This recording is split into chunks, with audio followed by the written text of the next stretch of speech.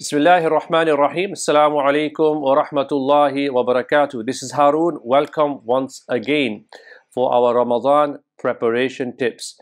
In the previous video, we talked about fasting in this month as much as one is able to do so. And for those of us who may have fasts to complete from the previous Ramadan, this is the month in Shaban to do it in. Another thing I want to bring our attention to is the Quran. The month of Ramadan is the month of the Quran. But Imam Ibn Rajab, may Allah be pleased with him, said that the predecessors, people before us, used to devote themselves to the recitation of the Quran in this month of Shaban as well. And they would say the month of Shaban is the month of the reciters. The month of Shaban is the month of the reciters. So what we can do is set realistic, maybe slightly ambitious targets for recitation of Quran in this month, so that when you enter the month of Ramadan, the Quran is really already with you entering into the month of Ramadan. Maybe increasing recitation by 5 minutes or even an extra hour. Maybe just increasing it gradually every day, sitting down with the Quran and just spending 10 minutes, 15 minutes, and then gradually increasing our recitation of the Quran as the month passes by and we come towards the month of Ramadan. If you think about the amount of pages that you can recite, maybe read a page at the beginning and then start reading 2 pages, 3 pages, and trying to recite as much of the Quran again as you approach the month of Ramadan as well. It's mentioned in Lata'if al-Ma'arif, a book by Imam Ibn Rajab, that when Sha'ban would begin, Amr ibn Qais, may Allah be pleased with him, would close his shop and free himself for the recitation of the Quran. And he would say, glad tidings for the one who recites himself before, rectifies himself before the month of Ramadan. In other words, they are preparing themselves for the month of Ramadan. So those of us who have businesses, commitments, maybe we should start thinking about our employees and people that we employ, that we should maybe help them a little bit as well.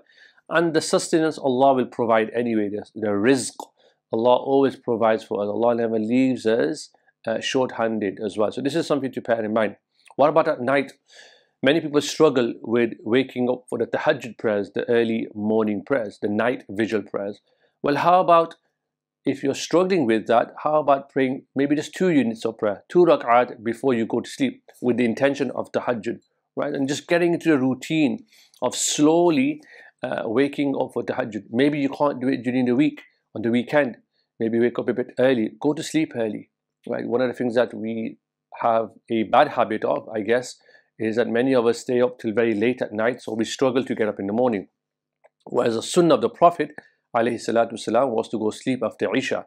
So maybe go to sleep early with the intention that inshallah I'm going to wake up for tahajjud. And if you're struggling to wake up for tahajjud, then at least pray 2 units of prayer extra before you go to sleep. Another thing we can think about is giving charity. The Prophet, peace be upon him, our beloved Messenger sallallahu alaihi wasallam, said, whoever provides iftar for a fasting person, he will have the same reward as him, without anything being diminished from the reward of the fasting person. So this is something that we can do. Perhaps on Mondays and Thursdays we can encourage our fellow Muslim brothers, our family members to fast, and then we can provide iftar for them, just to encourage people. Maybe at the mosque we have this sort of agreement or arrangement where we break our fast together at the masjid. So this is important. If we can't be there, then at least give some money, sadaqah, for that as well. So give charity in Sha'ban as well. So the poor also can gain energy to fast Ramadan and perform qiyam. So that's another way of giving charity, another intention with which one can give charity, that if I give my charity now, the poor will be taken care of. And sometimes it takes a while for the money to reach them. So rather than giving the money in the month of Ramadan, we give it now so it reaches them well in advance before the month of Ramadan as well. So this is something to bear in mind. Another thing we can think about as well is many of us listen and watch content on the internet, on YouTube or whatever else it may be. If it's non-beneficial, then we can begin to wean ourselves off these things, right? From Netflix or whatever else it may be. maybe you don't need to watch that. Maybe you don't need to have those subscriptions for now, right? And rather replace that with watching wholesome Islamic content, subscribing, dare I say, to our channel, and benefiting from our channel, where we hope to inshallah provide you with content over the month of Ramadan as well. And so watch content that would connect you to ulama, to scholars, to real knowledge.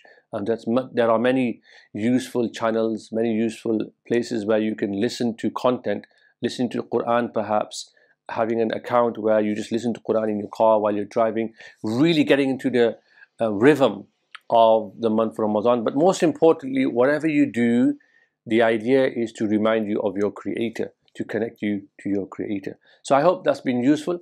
These are some pointers that we can think about as we approach the month of Ramadan. Until next time, Assalamu alaikum wa rahmatullahi wa barakatuh.